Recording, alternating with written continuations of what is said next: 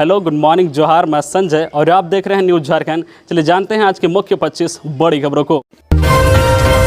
Jharkhand CM और कांग्रेस प्रभारी के बीच बंद कमरे में हुई बातचीत, आखिर क्या हुई बात? झारखंड मचे सियासी घमासान के बीच मुख्यमंत्री हेमंत सोरेन और झारखंड कांग्रेस प्रभारी अविनाश पांडे राजधानी रांची स्थित स्टेट गेस्ट हाउस में एक साथ बैठक की। इस दौरान दोनों के बीच मौजूदा राजनीतिक हालत के बारे में अहम चर्चा हुई। दोनों के बीच हुई इस सीक्रेट मीटिंग में किसी को भी जाने की अनुमति नहीं दी गई थी। बीते कुछ दिनों से झारखंड के सत्ता पक्ष के राजनीतिक दलों के बीच बैठकों का दौर जारी है, लेकिन ऐसा पहली बार है जब राज्य के मुख्यमंत्री खुद चलकर कांग्रेस के प्रभारी अविनाश पांडे से मिलने पहुंचे। इससे पहले कई बार दोनों के बीच मुलाकात हुई है, लेकिन हर बार कांग्रेस प्रभारी ही सीएम के पास आए थे। सीएम और कांग्रेस प्रभारी के बीच हुई इस सीक्रेट मीटिंग को दोनों पार्टियों के नेता औपचारिक मुलाकात बता रहे हैं, लेकिन जानकारों का कहना है कि बंद कमरे में केवल दो लोगों के बीच ही मुलाकात औपचारिक नहीं होती है। दोनों के बीच झारखंड में गठबंधन के आगे की रणनीति पर चर्चा हुई है। इसके अलावा सीएम के सदस्यता रद्द होने के बाद आगे क्या करना है, इन बातों पर भी विचार विमर्श किया गया। राज्यपाल चुनाव आयोग का निर्णय बताएं या झारखंड में राष्ट्रपति शासन लगाएं, यूपीए ने खोला मोर्चा। झारखंड में कई दिनों से जारी सियासी ड्रामा रविवार शाम पीक पर पहुंच गया। 4 दिनों की प्रतीक्षा के बाद सत्ता पक्ष का धैर्य जवाब दे गया। झामुमो और कांग्रेस ने अब राजभवन के खिलाफ मोर्चा खोल दिया है। प्रेस वार्ता कर दो टूक कह दिया कि राज्यपाल रमेश बैस अपना निर्णय बताएं या झारखंड में राष्ट्रपति शासन लगा दे। मुख्यमंत्री आवास में रविवार शाम बैठक के बाद सत्ताधारी दलों ने मीडिया से बात की। इसमें राजभवन पर जमकर निशाना साधा गया। झारखंड सरकार के स्वास्थ्य मंत्री बन्ना गुप्ता ने कहा है कि हम पूर्ण बहुमत में हैं, हमारे पास 50 से अधिक विधायक है। राज्यपाल प्रदेश की जनता को संशय में नहीं रखे। चुनाव आयोग का जो फैसला आया है उसे बताएं, अगर उनकी इच्छा है तो धारा 356 का उपयोग करें। बन्ना गुप्ता ने कहा है कि भाजपा को झामुमो कांग्रेस का शासन नहीं पच रहा है। राज्यपाल रमेश बैस को जो निर्णय करना है वे करे। राज्यपाल प्रकरण का पटाक्षेप करे। रांची समेत अन्य जिलों में झमाझम बारिश, वज्रपात से 5 बकरियों की मौत। कब तक है बारिश के आसार? झारखंड में 3 सितंबर तक हल्की से मध्यम दर्जे की बारिश के आसार हैं। इस दौरान मौसम विभाग ने 30 अगस्त तक के लिए येलो अलर्ट जारी किया है। रविवार को रांची समेत राज्य के कई जिलों में बारिश हुई। इस क्रम में वज्रपात की चपेट में रांची के बुढ़मू प्रखंड में 11 बकरियां आई, इनमें 5 की मौत हो गई। राज्य में 3 सितंबर तक हल्के से मध्यम दर्जे की बारिश की संभावना है। मौसम विभाग ने 30 सितंबर तक के लिए येलो अलर्ट जारी किया है। मौसम विभाग के पूर्वानुमान के अनुसार रांची, रामगढ़, बोकारो, पश्चिमी सिंहभूम, साहिबगंज, जामताड़ा, पाकुड़, सिमडेगा, देवघर, दुमका, गोड्डा, गिरिडीह, गुमला, कोडरमा, चतरा, धनबाद, गढ़वा, लातेहार, पलामू, लोहरदगा, हजारीबाग, खूंटी एवं सरायकेला में मेघा गर्जन हो सकता है। इस दौरान बारिश के आसार हैं। वज्रपात की भी आशंका व्यक्त की गई है। मौसम विभाग ने येलो अलर्ट जारी किया है। मौसम विभाग ने लोगों से अपील की है कि खराब मौसम को देखते हुए सतर्क रहें, सावधान रहें। बारिश के दौरान पेड़ों के नीचे शरण किसी भी हाल में नहीं लें। बिजली के खंभे से दूर रहें। किसान खेतों में नहीं जाएं। मौसम सामान्य होने की प्रतीक्षा करें। अंकिता की मौत पर दुमका में बवाल, परिजनों ने की शाहरुख को फांसी देने की मांग। झारखंड के दुमका जिले से बड़ी खबर, जहां एक युवक की हैवानियत की शिकार अंकिता की मौत के बाद स्थानीय लोगों ने जमकर हंगामा शुरू कर दिया। अंकिता की मौत के बाद आक्रोशित परिजनों और स्थानीय लोगों ने प्रशासन और सरकार से आरोपी शाहरुख को फांसी की सजा दिलाने की मांग की है। दरअसल रविवार को जैसे ही अंकिता की मौत की खबर आई, दुमका के लोगों ने बवाल करना शुरू कर दिया। स्थानीय लोग व हिंदू संगठनों ने विरोध मार्च निकाला और शहर की दुकानों को बंद कर दिया। विरोध मार्च कर रहे लोग जो है पीड़ित लड़की के घर जाना चाह रहे थे, लेकिन पुलिस ने लोगों को रोकने की कोशिश की, जिसके बाद पुलिस और स्थानीय लोगों के बीच नोकझोंक भी हुई। वहीं अंकिता के पिता और बहन ने आरोपी को फांसी की सजा दिलाने की मांग की है। अंकिता की मौत की खबर सुनकर दुमका में उसके परिवार लोगों का रो रो कर बुरा हाल है। वहीं इस घटना से पूरे दुमका जिला और परिवार वालों में काफी आक्रोश और मातम छाया हुआ है। इसको लेकर दुमका के विभिन्न हिंदू संगठनों ने विरोध मार्च और बंदी का ऐलान किया। साथ ही आरोपी शाहरुख को फांसी की सजा देने और मामले को फास्ट ट्रैक कोर्ट में ले जाकर कड़ी से कड़ी सजा देकर समाज में एक उदाहरण पेश करने की बात कही। खबरों में आगे बढ़ने से पहले आपसे रिक्वेस्ट है कि अगर आप चैनल को सब्सक्राइब नहीं किए हैं तो प्लीज़ चैनल को सब्सक्राइब करके बेल आइकन प्रेस कर दे, जिससे आपको झारखंड की हर छोटी बड़ी खबर का अपडेट आप तक पहुंचता रहे। चलिए बढ़ते हैं खबरों की ओर। अंकिता हत्याकांड। दुमका जिले में धारा 144 लागू। 12वीं कक्षा की छात्रा अंकिता कुमारी की मौत के बाद तनावपूर्ण माहौल को देखते हुए जिले में धारा 144 लागू कर दी गई है। अंकिता पर सिरफिरे आशिक ने पेट्रोल छिड़ककर आग लगा दिया था। आग में बुरी तरह झुलसी अंकिता की मौत रांची रिम्स में इलाज के दौरान हो गई है। एसडीएम महेश्वर वारिस का उल्लंघन करने वाले व्यक्तियों के खिलाफ सख्त कानूनी कार्रवाई की जाएगी। उल्लेखनीय है कि अंकिता की मौत से दुमका में माहौल तनावपूर्ण बना हुआ है। एसडीएम महेश्वर महतो ने कहा है कि अंकिता के मौत से आक्रोशित विभिन्न संगठनों द्वारा धरना प्रदर्शन किए जाने की संभावना है। हो सकता है कि इससे तनाव बढ़े। इस कारण 28 अगस्त से ही अगले आदेश तक जिले में धारा 144 लागू कर दी गई है। धारा 144 का उल्लंघन करने वाले व्यक्तियों के खिलाफ सख्त कानूनी कार्रवाई की जाएगी। उल्लेखनीय है कि अंकिता की मौत से दुमका में माहौल तनावपूर्ण बना हुआ है। लोगों ने सड़क पर उतरकर विरोध प्रदर्शन किया, बाजार बंद रखा। झारखंड एकेडमिक काउंसिल के स्थापना दिवस के दिन मैट्रिक व इंटर के स्टेट टॉपर होंगे पुरस्कृत। राज्य में 2 वर्ष बाद जैक द्वारा मैट्रिक और इंटर के स्टेट टॉपर को पुरस्कृत किया जाएगा। 2 सितंबर को जैक के स्थापना दिवस समारोह में मैट्रिक, इंटर और इंटरमीडिएट वोकेशनल परीक्षा के टॉपर सम्मानित किए जाएंगे। राज्य में पहला स्थान प्राप्त करने वाले विद्यार्थियों को 21,000 रुपये व स्वर्ण पदक, सेकेंड टॉपर को 15,000 रुपये व रजत पदक और तृतीय टॉपर को 10,000 रुपये व कांस्य पदक दिया जाएगा। जैक के मैट्रिक, इंटर व इंटरमीडिएट वोकेशनल के टॉपरों के नाम भी जारी कर दिए गए हैं। सभी विद्यार्थियों को 2 सितंबर को 10 बजे जैक में उपस्थित होने को कहा गया है। विद्यार्थियों को अपने साथ फोटोयुक्त पहचान पत्र अवश्य लाने को कहा गया है। हेमंत ने न्यायिक प्रक्रिया को बनाया ड्रामा। झारखंड सरकार के पास कोई विजन नहीं। झारखंड में राजनीतिक घमासान के बीच आजसू पार्टी के केंद्रीय अध्यक्ष सुदेश महतो ने कहा है कि झामुमो के नेतृत्व वाली महागठबंधन सरकार मूल मुद्दों से जनता का ध्यान भटकाने के लिए रोज नया एजेंडा लेकर आती है। अपने दायित्वों से भागने तथा अपनी नाकामियों को छिपाने के लिए हेमंत सोरेन सरकार ने न्यायिक प्रक्रिया को ही ड्रामा बना दिया है। रविवार को हरमो स्थित पार्टी कार्यालय में हुई बैठक में सुदेश महतो ने कहा है कि सरकार नियोजन नीति, स्थानीय नीति, रोजगार, बेरोजगारी भत्ते को लेकर कोई चर्चा नहीं कर रही है। इन विषयों पर हेमंत सोरेन सरकार का ना तो कोई रोड मैप है और ना ही कोई विजन या प्रतिबद्धता है। सुदेश महतो ने कहा है कि किसान बारिश नहीं होने से परेशान हैं। हेमंत सोरेन सरकार को इसकी कोई चिंता ही नहीं दिख रही है। कहा है कि यही वक्त है कि पार्टी पंचायत से लेकर राज्य स्तर तक जन समस्याओं को लेकर आंदोलन शुरू करे। बैठक में पार्टी के वरिष्ठ नेता शाह सांसद चंद्र प्रकाश चौधरी ने भी सरकार पर निशाना साधते हुए कहा है कि कानून व्यवस्था पूरी तरह से ठप है, संसाधन की लूट चरम पर है। झारखंड में स्वाइन फ्लू के दस्तक, 3 मामले आए सामने, हाई अलर्ट पर स्वास्थ्य विभाग। झारखंड में स्वाइन फ्लू ने दस्तक दी है। राज्य के 3 जिले रांची, धनबाद और बोकारो में एक एक मामला सामने आया है। वही स्वास्थ्य विभाग हाई अलर्ट मोड पर है। एनएचएम के अभियान निदेशक डॉक्टर भुवनेश प्रताप सिंह ने इसकी पुष्टि की है। संक्रमित मरीजों को एहतियातन अस्पताल में भर्ती किया गया है क्योंकि N1H1 की जांच रिपोर्ट पॉजिटिव आई है। 5 संक्रमितों में 2 के स्वस्थ होने पर रांची के मेडिका में रविवार को छुट्टी दी गई है और 3 का इलाज चल रहा है। स्वास्थ्य विभाग ने स्वाइन फ्लू को लेकर रिम्स को तैयार रहने को कहा गया है, जिसके बाद रिम्स अस्पताल ने आइसोलेशन वार्ड में 15 बेड आरक्षित रखा है। विशेषज्ञों का कहना है कि स्वाइन फ्लू N1H1 वायरस से फैलता है। इसे N1H1 इन्फ्लुएंजा कहा जाता है। संक्रमितों में मौसमी बीमारी के लक्षण की तरह ही होता है, इसलिए सतर्कता और सावधानी बरतनी चाहिए। 3 से 4 दिनों तक मौसमी बीमारी में राहत नहीं मिलने पर डॉक्टर से परामर्श करना चाहिए।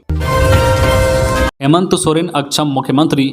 बबुआ ने जंगल जमीन कर दिया माफिया के हवाले। पूर्व मुख्यमंत्री रघुवर दास। दुमका में तेजाब पीड़िता की मौत मामले में झारखंड के पूर्व सीएम रघुवर दास ने कहा है कि सरकार के कार्यकाल में सिर्फ दुमका में ही नहीं बल्कि पूरे राज्य में हजारों आदिवासी, दलित एवं बहुसंख्यक वर्ग की महिलाओं के साथ दुष्कर्म, सामूहिक हत्या जैसे अपराध हुए हैं। इस सरकार में तनिक भी शर्म है तो तुरंत इस्तीफा देना चाहिए। पूर्व सीएम रघुवर दास ने कहा है कि अबुआ राज्य के बबुआ मुख्यमंत्री ने गद्दी संभालते ही यहाँ के जंगल, जमीन, खनिज संपदा को माफिया और सिंडिकेट के हवाले कर दिया।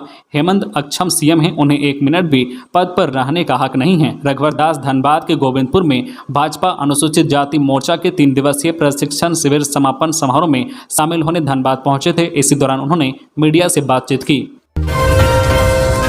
झारखंड के सियासी संकट पर बोले चिराग, स्थिर सरकार को अस्थिर करने का हो रहा प्रयास। लोक जनशक्ति रामविलास के राष्ट्रीय अध्यक्ष सह जमुई सांसद चिराग पासवान अपने एक दिवसीय दौरे के क्रम में रविवार को चतरा पहली बार पहुंचे। इस मौके पर पार्टी कार्यकर्ताओं समेत समाज के लोगों द्वारा उनका भव्य स्वागत किया गया। दरअसल चतरा में आयोजित पासवान सम्मेलन में बतौर मुख्य अतिथि उन्होंने शिरकत की। इस मौके पर पूर्व विधायक जनार्दन पासवान तथा नगर परिषद अध्यक्ष गुंजा देवी समेत बड़ी संख्या में लोग मौजूद थे। इस मौके पर एलजेपी के राष्ट्रीय अध्यक्ष चिराग पासवान ने समाज के लोगों से एकजुट होने का आह्वान करते हुए देश के नवनिर्मित में सशक्त भूमिका निभाने का आह्वान किया।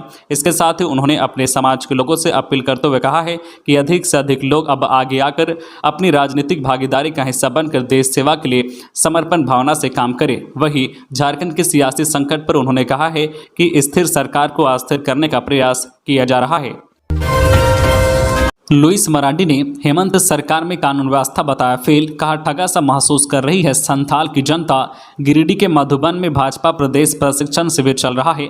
यहां पूर्व मंत्री लुइस मरांडी भी पहुंची है। यहां उन्होंने कहा है कि झारखंड में कानून व्यवस्था पूरी तरह से फेल है।